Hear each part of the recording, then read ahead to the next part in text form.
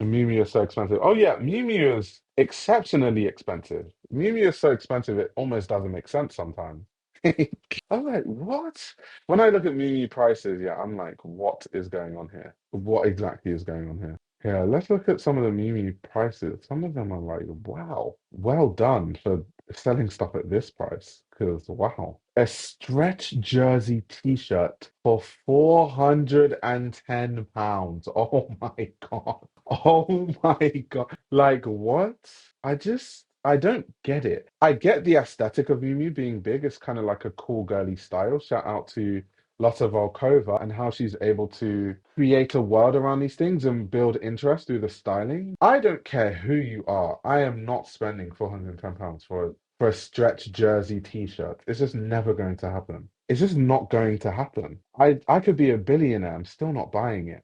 It's just not happening. A poplin skirt for £1,300. Wow. Genuinely, let me have a look at Prada's website. Is Miu Miu more expensive than Prada? The sister brand is more expensive than the main brand. There's no way Prada sells t-shirts for £410. I need to see this 1 second. There's no way. I'm on a mission. Okay, Prada's website. Let's see. How much are they selling their t-shirts for? Oh my God. I am wrong. I stand correct. Oh my God. Is this okay? You're saying it's not a regular tee, but it's not just because it's not a plain tee doesn't mean it's £410. It's still an extremely basic style that I've seen loads of brands make. Like extremely basic. It's just different to a normal tee, but it's not like some crazy avant-garde design that like they had to make some unique pattern to make. But yeah, I stand corrected, guys. I'm completely wrong. They are selling cotton fleece t-shirts at Prada for £1,000. Is it because it has this like bit at the back, this knitted bit? So they're charging you through the wazoo for that. And it has in, yeah, yeah, yeah. That's crazy. I stand corrected. Oh my God. A printed jersey t-shirt for 660. Oh my God. They're charging you extra for the longer sleeves. You know, I had no idea that Prada is actually this expensive. That lets you know that I'm not a Prada customer. I don't buy Prada, to be fair. But jersey t-shirt for 730. Holy moly. The same t-shirt, just because you have an embroidered triangle, it's now 890. Wow. Yeah, I had no idea that luxury brand. I already knew they were scamming, but wow. This takes it to a whole different world. This takes it to a whole different dimension. What? I need to start looking at luxury websites more to see exactly what these guys are charging these days. Because I was like, there's no way Prada is selling t-shirts for 410. I stand corrected. So all of a sudden, the Miu Miu t-shirt looks like a bargain. Their bags, the Miu Miu bags do really well. I'm not really too mad at it being £2,000. I mean, compared to the rest of the luxury market. The t-shirts did like spin my head a bit. That caught me off guard. Silk briefs. I mean, silk is an expensive fabric, but I can't imagine that it's like, okay, let's see. Because if it was actually like proper silk, it'd actually be more expensive. And then also, if you wear silk briefs, gee, your garments are going to disintegrate very quickly. Let's see what they say the material. So it's 24% silk, and yeah, I that's what I said because there's no way it could have been full silk because it would be more expensive. But like 24% silk, 76% recycled polyester for £750. GG. Let's have a look. Let's have a look. That leather belt's cool. I like the buckle of that, and I'm not too mad at that price. I don't really mind the prices of. So, do you know something I'll never ever understand? I swear, I will never understand. I will never ever ever understand it. I will never understand buying a jacket that's off the rack, like a ready-to-wear jacket for this price, for 2,700. Because at that price, first of all, if you go to Savile Row, if you get a jacket made in Savile Row, which is like some of the most expensive places that you can buy tailoring, bespoke would cost 7K, 6K, right? But you don't have to go to Savile Row. You can go to a tailor that is Savile Row trained, but they just don't have a shop on Savile Row. And all of a sudden, that jacket becomes the same price as this Miu Miu jacket. And they're using some of the best fabrics. They're using, you can even get it in the same style. The lining is impeccable. The fabrics are impeccable. The tailoring is perfect on your body. So for me, I just can't compute spending £2,700 on an off the rack. I just stuff like that. I'm just like, what? I'm surprised that there's actually a customer for that, but there is. Is it because they want the Miu Miu here on the back? Like, what is the reason? I find stuff like that really, really shocking, actually. As a customer base. There are pieces that you can't just find anywhere and you can't just go to a bespoke tailor to get made, but stuff like blazers and stuff, I just never understand off the rack stuff like that. Especially with the Row. The Row makes some blazers and it'll be like 7K. And I'm like, I could go to Savile Row and get a bespoke jacket for that exact same price. Silk briefs would be terrible because you can't clean white sticky substances off them. Wow, wow. I think they're terrible, but for a different reason. Okay, technical silk zipper jacket. I'm not too mad at that. Yeah, so like stuff like this, once again, like a Miu Miu reversible coat, like technical coat for 4.3K. I just don't see in what world that I'm spending that kind of money for something like this when I can get. And the thing about this coat, because if it's something that's really interesting, I would understand. This coat is not a very interesting silhouette. You could go to a bespoke tailor and get this exact same coat made for less. Like in London, made in London, fabric milled in Scotland, like highest quality. I just, it gets to a certain point with luxury where I'm genuinely like, what's the, like, I'm being so serious. If I had a net worth of 100 million, I still wouldn't buy it. So I genuinely wonder what the customer base is. Not to say that people actually buy this stuff, because I can imagine that the reason why Mimi makes so much money is because of the bag and the collaborations that they've done, the footwear. Those sell really well, like the New Balance collaboration they did, all those collaborations. I think that's what sells. But stuff like this, like the jackets, the blazers at that price point, I just don't get it. I honestly don't get it.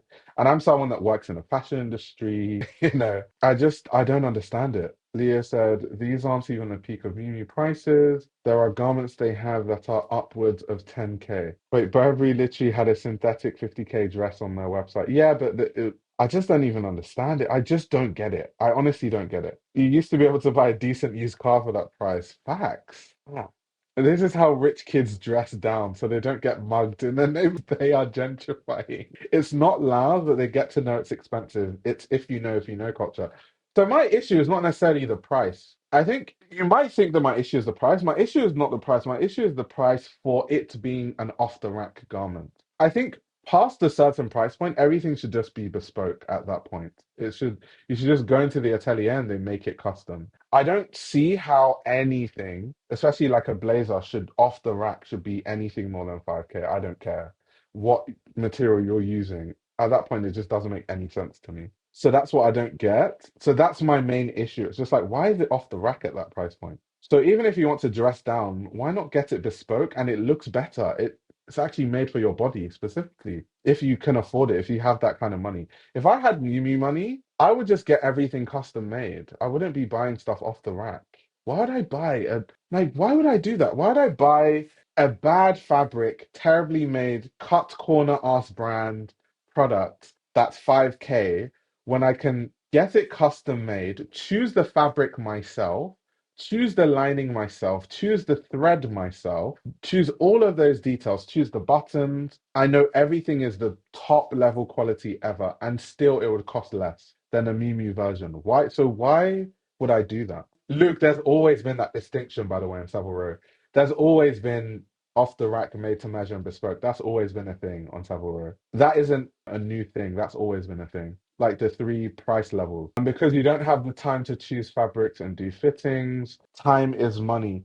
But you if you're that rich, I don't think you have to spend loads of time choosing fabrics. You could just tell the person who's making the custom thing, what fabric do you think works? Or what fabric do you think is like nice or whatever? And then they could pick it out for you. Use their expertise. You don't necessarily have to like be going there. And then a fitting, I mean, I do think that on YouTube, I do see like all these like grind, wake up and grind set kind of types talking about, you know, oh, time is money. So CEOs and high net worth people don't have time to be doing all these things. But I beg to differ.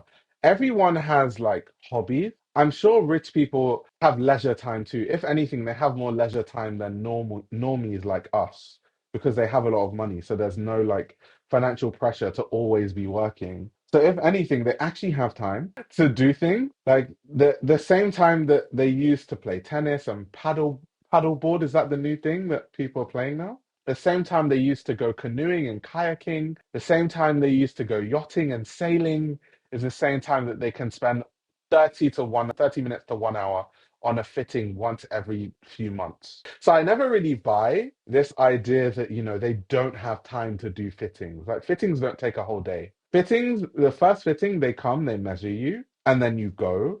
And then the second fitting, they have like a toile that they use, and then they adjust it based on certain further measurements they make. And then the last fitting, they just make the last adjustments. These are not long fittings. They don't take hours and hours. Oh, is it pickleball?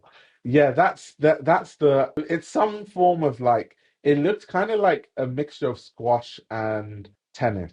But I know all the upper class girlies, ladies and gentlemen, they've been playing that sport. Yeah, I think it is pickleball. That's the trending thing. I used to tailor and honey, people walk in with their pitch black shades and get fitted for a max of 20 minutes and come back next week. Yeah, exactly. I don't, this whole thing that like fittings take forever and like really rich people don't have the time for that. I just don't buy that. Let's see what Observing Matrix says. But there's also a lack of hands to do the sewing. I live in New York. I'm a designer. Who knows people who can make things for me?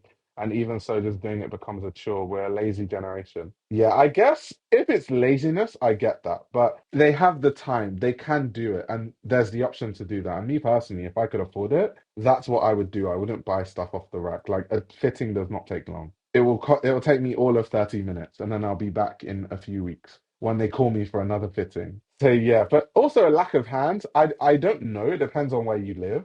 I don't live in New York, so I can't really say. People that are from New York in the chat, let me know.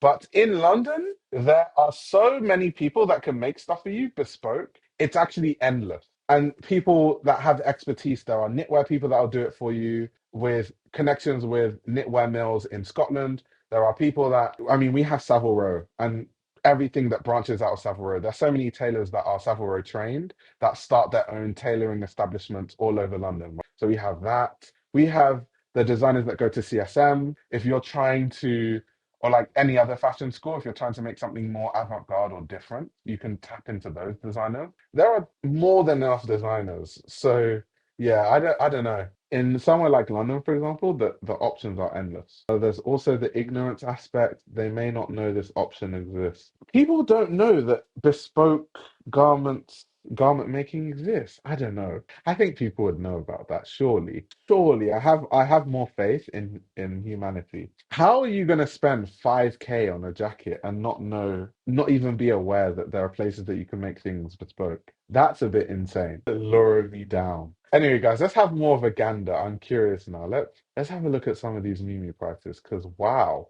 I stand corrected on the Prada thing. Jeez, let's see the tire tech. I mean, these sneakers are basically about £800. That's how things cost these days, like footwear, luxury footwear. Let's see what. Let's look at some more ready-to-wear. View all. Let's sort by highest price. So these embroidered dresses that are 10K. I mean, if it's hand embroidered, I can understand it being 10K because it would probably take a very, very, very long time to make.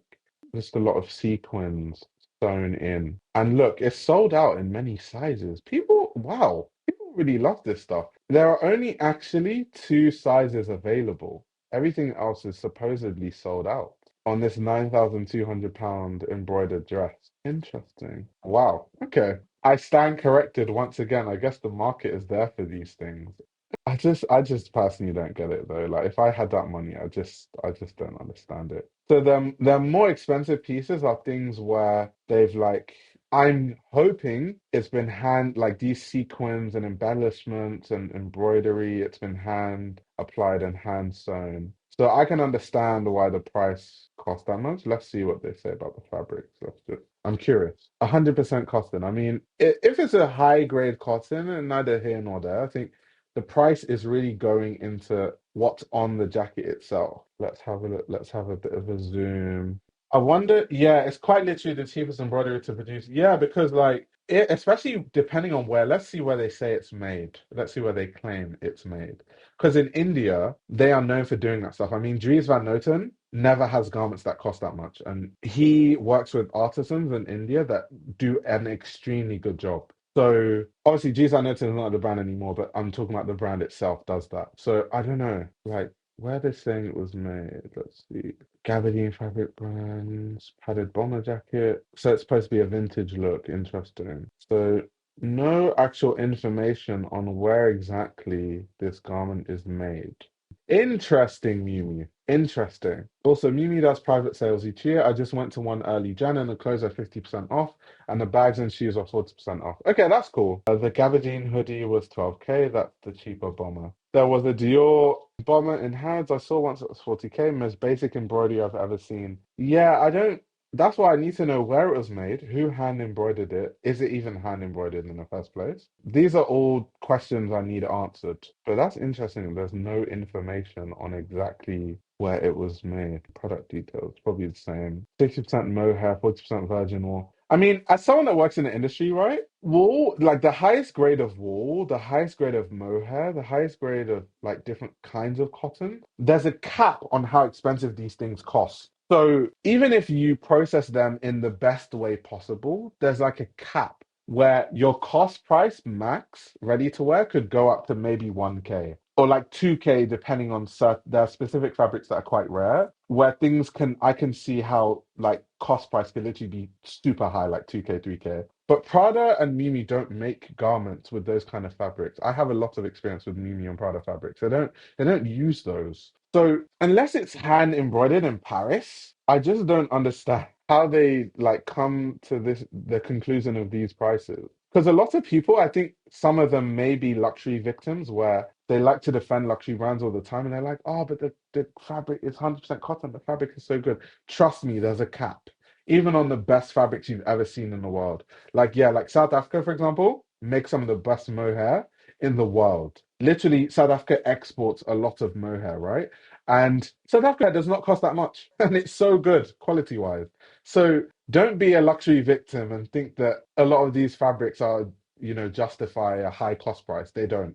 They actually don't. I actually visited a garment factory in Cape Town in South Africa where there's a brand in there. Well, it's a knitwear brand factory, which makes a lot of sense because mohair is one of the fabrics that they have to hand. And there are many there are many brands in South Africa that specialize in knitwear for that reason. So I have a lot of experience with mohair and knitwear, especially. So when I see these brands and they charge 8K for some mohair, and people are like, oh, but it's a really high grade mohair. I'm just like, bro, don't be a luxury victim.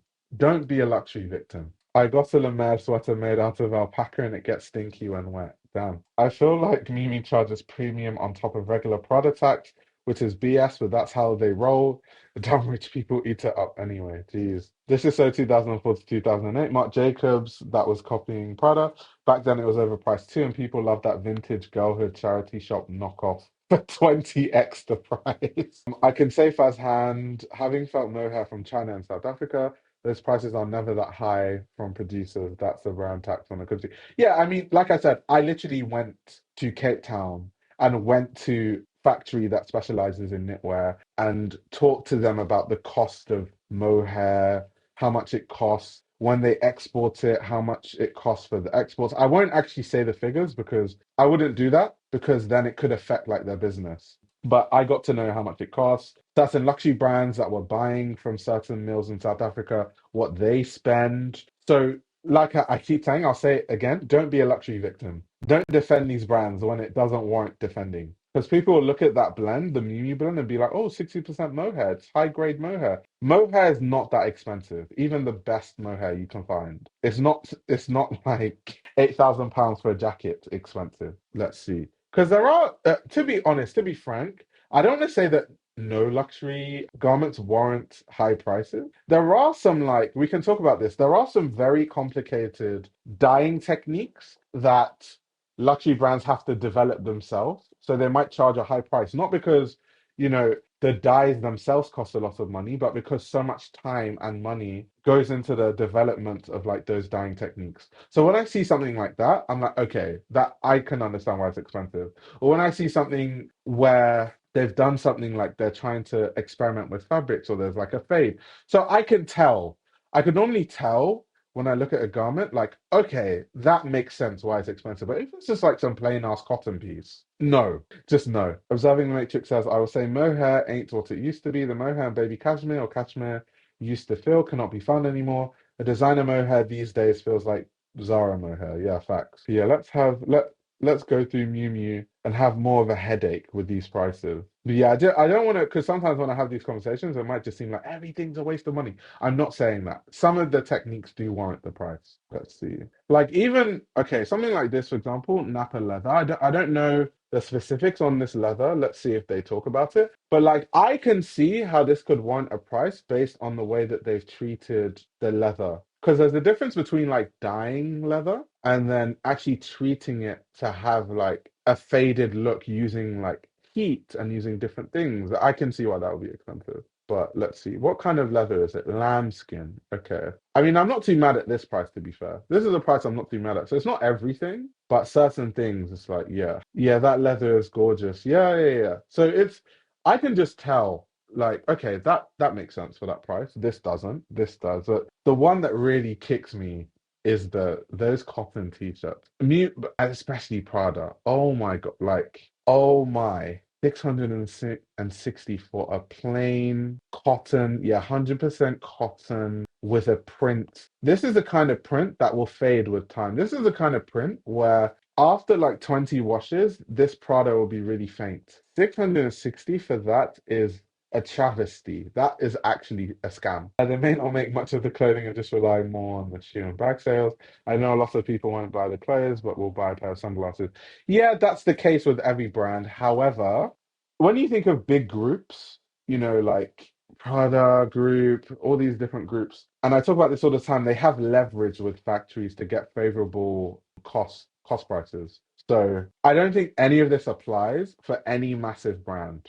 Luke says we are spending too much time on Prada and Miu Miu. Yeah, it's because I was just so surprised by the prices. I had to like recoup myself. I had to catch myself.